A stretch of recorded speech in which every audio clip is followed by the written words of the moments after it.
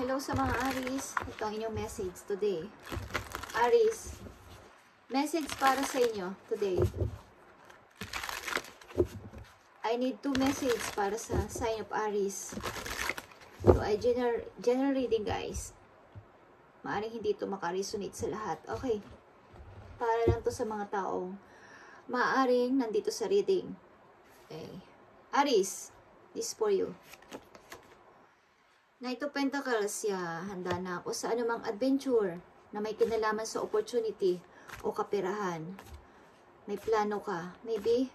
Okay? Handa ka na sa any adventure sa ngayon na maaaring pagmumula ng iyong source of income o pagkakaperahan.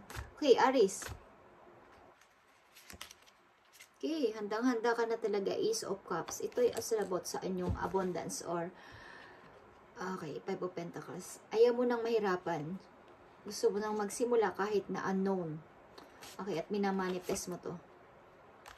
Maaari na kapag charge ka na sa mga nagdaang araw, mga nagdaang buwan, dito sa iyo mga nangyaring, parang mga nangyaring kaguluhan sa buhay mo, Aries, at something na ikaw ay nawala ng energy. Mukhang kayo ay nakapag-charge na talaga, nagme-meditate kayo as a Queen of Cups. Pinipilit nyo maging kalma sa lahat ng pagkakataon. At this is me now. Ako na to ngayon. Handa ko nang harapin ang takot ko at umalis na sa limitasyon. Okay. Aries, may mga idea kang bagong naiisip para sa iyong ikauunlad sa money this time. May mga idea kang naiisip, bagong idea, na pagmumula ng iyong income, kaperahan. Tingnan natin, Aries. Message sa iyo, Aries, today. Para sa mga Aries. Knight of Pentacles. Okay, handa mo na itong takasan, alisan, ang mga walang kakwenta-kwentang tao sa paligid mo, ang mga tuso, ang mga madadaya, mga palaaway o madadrama sa paligid mo, at ang toxic relationship. Handa mo ng takasan at harapin ang iyong bagong adventure para dito. Okay? The Empress is ikaw. Sa sign of energy top ng Sagittarius and Aquarius is here, but this is you and this is a number 3. Handa ka nang tumanggap ng mga opportunity. Okay? Handa mo na uling i-grow ang iyong sarili after ng mga lahat ng nangyari sa iyo. Pag stuck sa isang situation, okay, handa ka nang mag-grow. Ace of Cups, mga bagong idea. Guys, the Hermit, nag-iisip-isip ka sa iyong future. Okay. Maaring nasa hermit mood ka ngayon. Nag-iisip-isip at nagtatanong-tanong sa sarili mo kung ano ba talaga ang mission ko sa buhay ko. After ng mga nangyari sa akin, ano ba talaga ang gusto kong gawin hanggang pagtanda ko? Marami kang tanong na gusto mong masagot at gusto mo ngayon na manahimik muna at makapag-isip-isip ng mga bagong idea para sa iyong buhay. Okay, Aries. Paano na lang pagtanda ko? Okay, nawala pa akong nagagawang bago sa buhay ko. Okay, guys, tingnan natin. Ace of Cups. Aries. Handa na ako dito. Bagamat takot ako at may mga pumipigil sa akin, may mga disturbo sa daraanan ko, is handa na ako. May plano ako, okay? Plano kong gawin ang gusto ko this time. Aries. Tingnan natin. Matupad ang aking dream. Mag-i-start ako kahit unknown.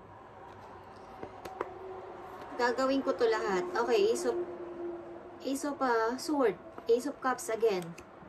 And a Strength. Aries, okay. Gagawin ko to. Mukhang nagkaroon kayo ng wake up call. Okay? Wake up call. Spiritual awakening, Aries. Parang nauntog-untog na kayo sa katotohanan na kailangan ko ng humakbang. Kailangan ko ng tanggalin ang aking takot. Kailangan ko nang tuparin ang pangarap ko this time. Okay. Tingnan natin guys. Maaring babala, paalala, or mga taong involved sa buhay ninyo, o mga paparating is, and dito ang message. Okay. Aries. Tingnan natin. Courtship. Nata nyo to. At may tao din kayong, alam nyo tong courtship is pag-i-engage. Okay, may taong seryoso na sa inyo na magpo-propose. Okay, hindi to nawawala sa Aries at tuloy-tuloy ito. May tao sa inyong seryoso talaga. May official person na seryoso kayong gustong makasama sa buhay. Okay, Aries. Tinampan natin. Nakita nyo to? Marriage. Kayo ay magpapakasal talaga, guys. Ng person na to. Tingnan pa natin ang message sa inyo. Pabalaman to, paalala o paparating na message. Okay. Aries, mag-ingat lang kayo o pakaramdaman ninyo ang inyong mga involved sa inyong buhay. Okay? Baka may mga sakit. Okay. Okay guys, maging aware kayo. Hindi ko alam kung may literal na aalis. Okay. Alam niyo na ibig ko sabihin. So, tingnan niyo mabuti o pakaramdaman ninyo. Involved sa inyong buhay. Ito ay paparating na message guys. Okay? Literal na may aalis sa inyong buhay. Ibig ko sabihin, papanaw. Okay? So, maging aware kayo sa mga taong involved sa buhay ninyo. Mga pamilya ninyo, okay. Mga involved sa buhay ninyo. Ibig ko sabihin. Okay, Aries. Mature man. Okay. Kanina ko pa ito gustong sabihin. Ayaw ko lang sabihin kung pero lumabas siya. Okay. Mature man. Okay.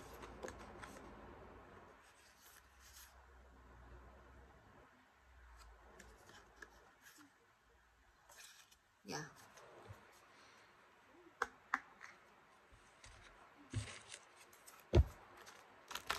Maging aware kayo sa taong involved sa buhay ninyo na medyo matanda na, okay? O may edad na, guys. Ang ano naman ninyong mabutian.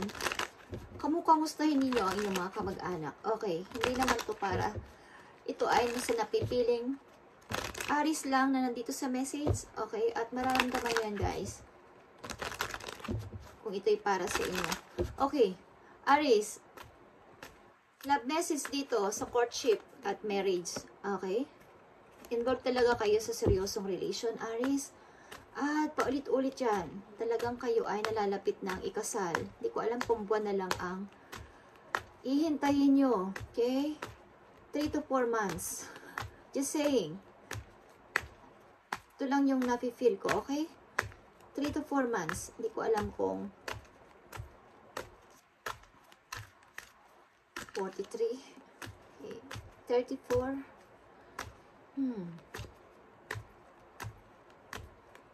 Mga buwan na lang hihintay ninyo guys. Maaring papakasal na kayo.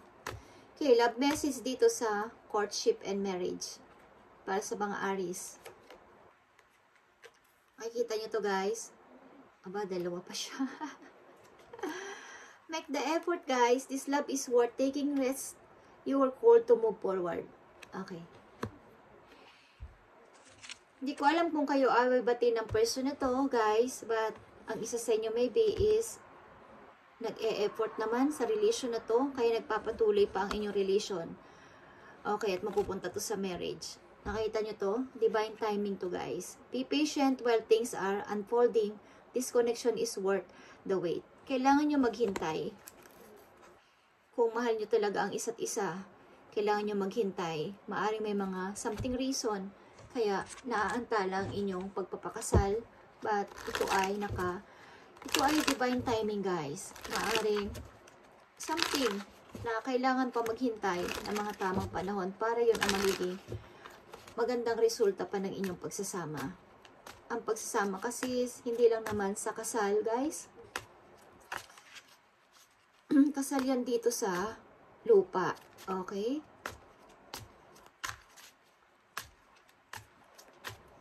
kung sagrado at banal ang inyong pagsasama o pagiging isang magka-boyfriend, mag-girlfriend is kabasbasan nyo kay Lord ang inyong relation at magiging sagrado yan, guys. Okay? Marami nagpapakasal na nahihiwalay din, guys. Okay. At yun lang naman ang gusto kong sabihin dahil dito sa situation na to. Sapagkat ang ilan sa inyo is matagal na naghihintay ng kasal, kailan ikakasal. But something, guys, you need to wait. Sapagkat may reason, something.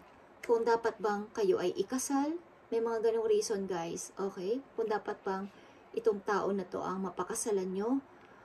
Okay? Ang ilan sa inyo is away bati dito. At something na nag-iisip na mag-forward. At umaasa pa din. O may konting pag-asa pa na kami talaga. Okay. But, you need to wait. Okay, Aries? May mga reason yan kung bakit kailangan maghintay-hintay. Pero kung talagang kayo ang para sa isa't isa, yung hinihintay nyong kasal is mangyayari sapagkat nandyan ang marriage na message. Okay? Tingnan natin. Last message sa inyo, Aries, dito at maaring payo. Okay? Ang inyong spirit guidance. Aries. Don't allow anyone to abuse your power or take it away from you. Okay? Aries?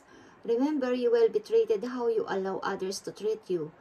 Show them that you value yourself far too much to settle for anything less than you deserve. Okay. Huwag niyong pabayaan na kayo ay kontrolin ng ibang tao, maging boyfriend, girlfriend niyo yan, asawa niyo yan. Ipakita niyo sa kanila na ito yung dapat yung i-treat sa akin. Ito yung dapat yung itrato sa akin. Okay? Huwag niyong pabayaan na kayo ay manipulahin o kontrolin ng isang tao o ng mga tao sa paligid ninyo o ng inyong mga karelasyon. Okay? You will treat it how you allow to others treat. Okay? Kailangan mong itrato ka, kailangan nilang itrato ka, paano mo din sila itrato. Okay? Something na yung naiisahan kayo is huwag kayong papayag. Okay, guys. And kailangan mong ipakita sa kanila ang iyong value, ang respeto mo sa sarili mo. Okay? Huwag mo pabayaan na iba yung pagrespeto nila sa iyo is mababa. Okay, Aries? Okay, Aries, itong inyong message at ako ay nababahala dito. Mature man is meron dito at gustong-gusto ko itong sabihin kanina pa pagkalabas ng campaign. Okay. Kaya lang ayaw kong banggitin. So, lumabas pa rin siya sa message. So, maging aware kayo kung sino ang involved sa buhay ninyo na medyo may edad na at may sakit or something, guys. Okay? At literal na aalis sa inyong buhay is wag naman sana. But, maging aware lang kayo. This is a message. Okay. Thank you, Aries, and God bless sa inyo lagi. At konting wait pa. Okay? Thank you, guys.